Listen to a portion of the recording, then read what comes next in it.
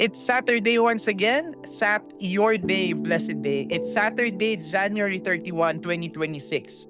Our 31st day in the 365 Bible reading plan. We hope you're doing well and enjoying this Saturday, a day set apart for rest and for sharing meaningful moments with family and friends. As you do, we gently encourage you not to miss the blessing of meeting with God through His Word and through prayer.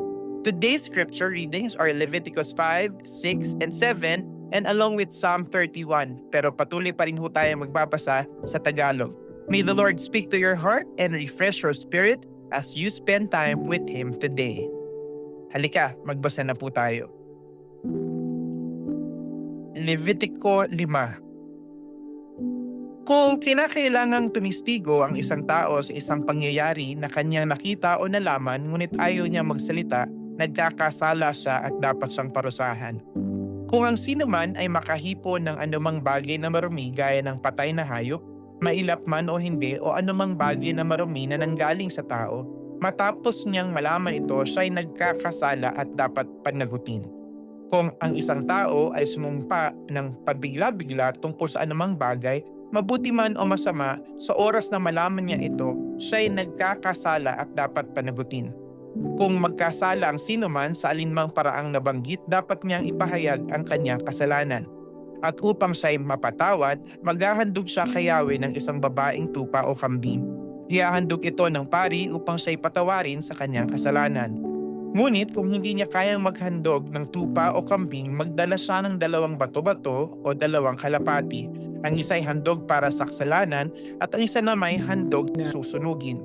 Dadalhin niya ito sa pari upang ihandog sa akin.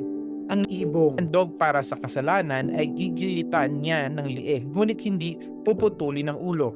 Ang dugo ay iwiwisik niya sa tabi ng altar at ang natiray patutuluin sa paanan nito. Iyan ang handog pangkasalanan. Ang isa naman ay iaalay bilang handog na susunugin ayon sa kautusan upang patawarin siya.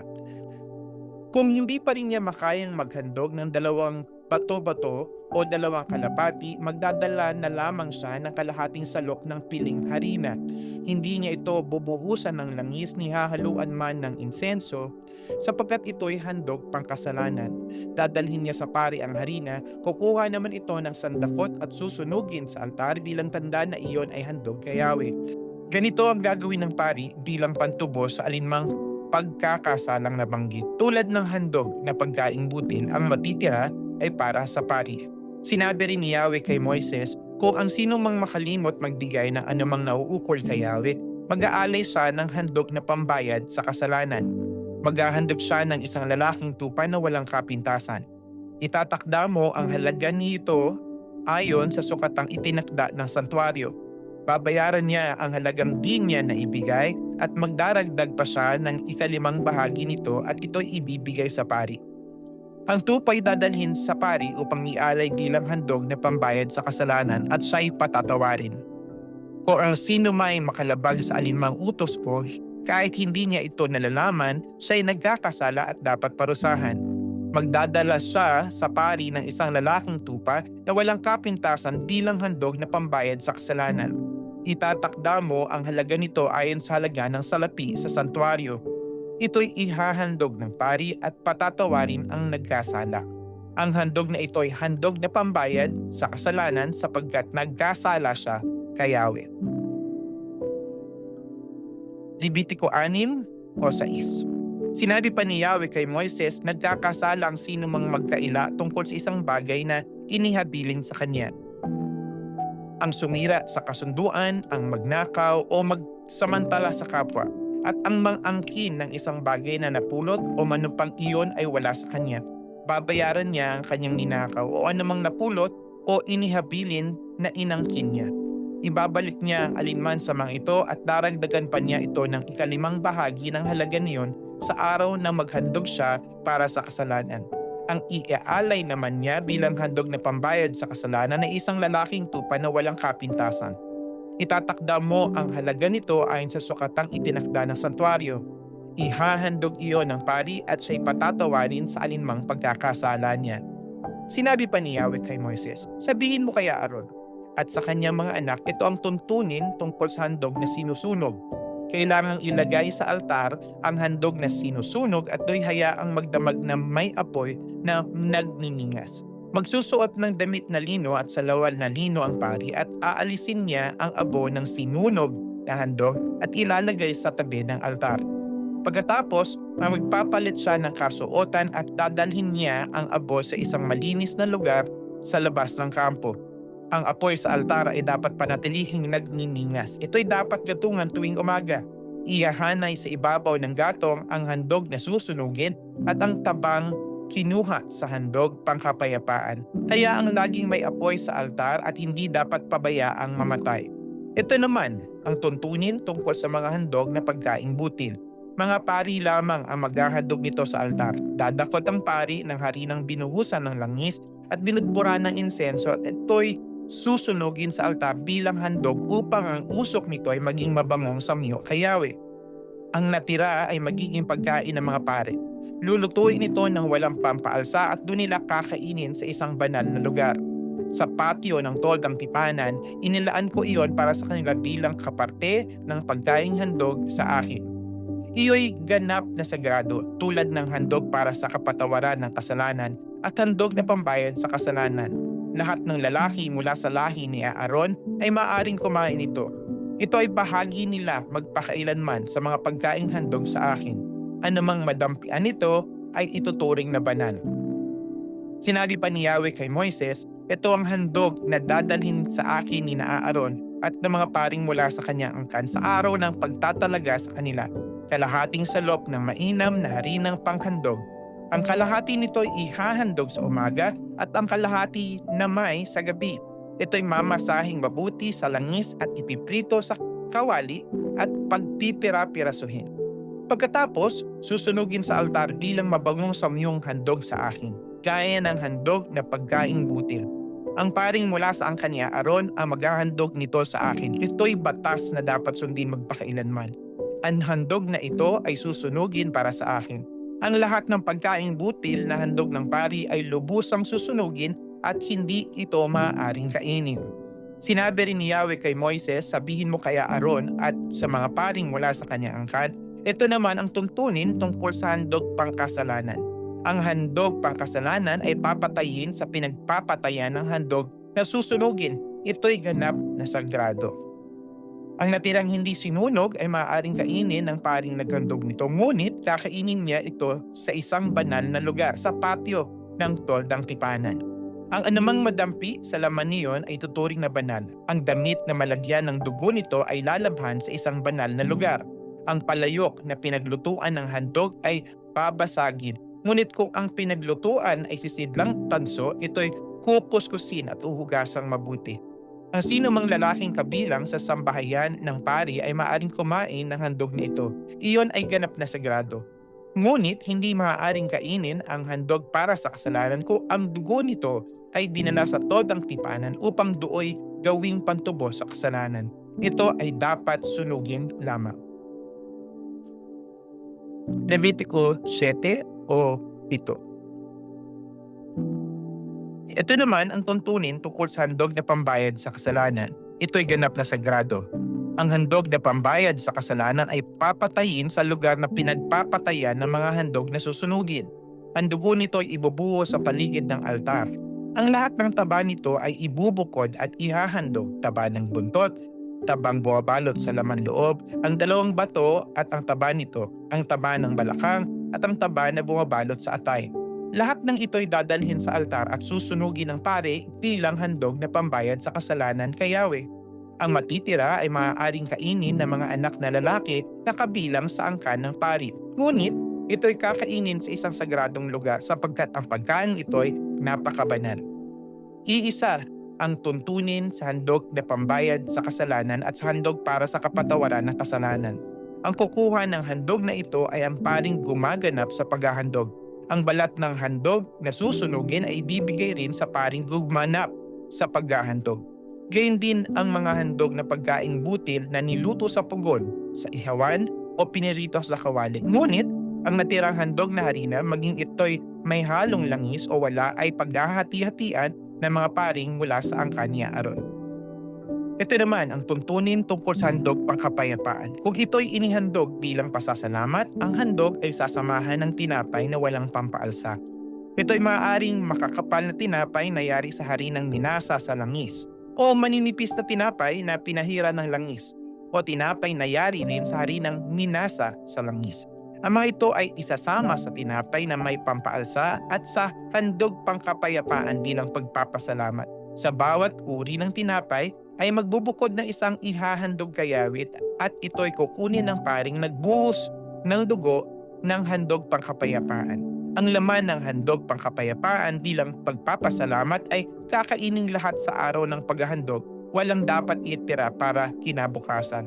Ngunit kung ang handog pangkapayapaan ay panata o kusang loob, makakain niyon sa araw ng paghahandog at ang matitira ay maaaring kainin kinabukasan. Kung meron pa ring natira sa ikatlong araw, dapat nang sunugin iyon. Kapag may kumain pa nito, ang handog na iyo'y hindi tatanggapin at mawawalan ng kabuluhan. Ito ay magiging kasuklam-suklam at pananagutin ang sinumang kumain niyon. Ang handog na karne na dampian ng anumang bagay na marumi ay hindi dapat kainin. Dapat itong sunugin. Ang sinumang malinis ayon sa batas ay maaaring kumain ng karneng ito, ngunit ang kumain ng karneng handog pangkapayapaan ng di nararapat ay ititiwalag sa bayan ng Diyos. Ititiwalag sa sambahayan ng Diyos ang sinumang makahawak ng marumi, tao, hayop, o anumang bagay na karumal-dumal at pagkatapos ay kumain ng handog pangkapayapaan. Sinabi pa ni Yahweh kay Moises, sabihin mo sa bayang Israel na huwag silang kakain ng taba ng baka, tupa o kambing. Ang taba ng hayop na kusang namatay o ng hayop na niluray ng kapwa hayop ay maaaring gamitin sa ibang bagay, huwag lamang kakainin. Kaya, ang sino mang kumain ng taba ng hayop na inihandog kay Yahweh ay ititiwalag sa sambayanan. At kahit saan kayo naroon, huwag kayong kakain ng dugo ng anumang hayop o ibon. Ang sino mang kumain nito ay ititiwalag sa sambayanan ng Diyos. Sinabi pa ni Yahweh kay Moises, sabihin mo rin ito sa bayang Israel, ang sino mang maghahandog para sa kapayapaan ay magbubukod ng bahagi nito para sa akin. Siya mismo ang maghahandog nito. Dadalhin din niya ang taba at dibdib nito sa harap ng altar upang ihain bilang tanging handog. Kukunin ng pari ang taba nito at susunugin sa altar, ngunit ang dibdib ay ibibigay kay Aaron at sa kanyang mga anak. Ang kanang hita naman ay ibibigay sa paring nagbuhos ng dugo sa altar at nagsunog ng tabang handog pangkapayapaan. Sapagkat iniuutos ko sa bayang Israel na ang dibdib at ang hita ng hayop na handog pangkapayapaan ay ipagkakaloob kay Aaron at sa kanyang mga anak. Ito'y panghabang panahong tungkulin ng bayang Israel. Ito nga ang bahagi ng handog kay Yahweh na nakalaan kay Aaron at sa kanyang mga anak mula nang sila'y gawing pari para kay Yahweh. Nang araw na iyon, iniutos ni Yahweh na ito'y ibigay sa kanila. Ang tuntuning ito ay dapat tuparin ng bayang Israel habang panahon. Ito ang matuntunin tungkol sa mga handog na susunugin, handog na pagkaing butil, handog para sa kapatawaran ng kasalanan, handog na pambayad sa kasalanan, handog sa pagtatalaga at handog pangkapayapaan.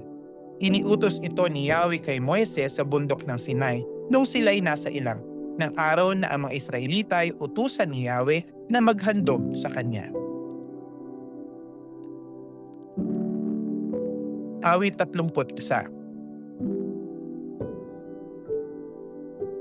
Lumalapit ako sa iyo, Yahweh, upang ingatan. Huwag mo sana akong ilagay sa kahihiyan. Ikaw ay isang Diyos na makatuwiran, iligtas mo ako. Itong aking kahilingan. Ako'y iyong dinggin, iligtas ngayon din. Sana'y ikaw ang aking maging batong kobrihan, matibay na kuta para sa aking kaligtasan. Ikaw ang aking kanlungan at sanggalang, ayon sa pangako mo, akayin ako at patnubayan. Iligtas mo ako sa nakaumang na patibong laban sa panganib, sa iyo manganganlong. Sa iyong kamay, ipinagkakatiwala ko ang aking buhay at sa aking ibibigay ang iyong kaligtasan. Ikaw ay Diyos na mapagkakatiwalaan. Ikaw ay namumuhi sa mga sumasamba sa mga Diyos-Diyos ang walang halaga, ngunit sa iyo, Yahweh, ako umaasa. Matutuwa ako at magagalak dahil sa pag-ibig mong wagas. Paghihirap ko'y iyong nakikita. Alam mo ang aking pagdurusa. Di mo ako hinayaan sa kamay ng kaaway. binigyan pa ng laya sa aking paglalakbay. O Yahweh, sana'y iyong kahabagan. Sapagkat ako ay nasa kaguluhan, namamagana ang mga mata dahil sa pagluha, buong pagkatao ko'y mahinang mahina.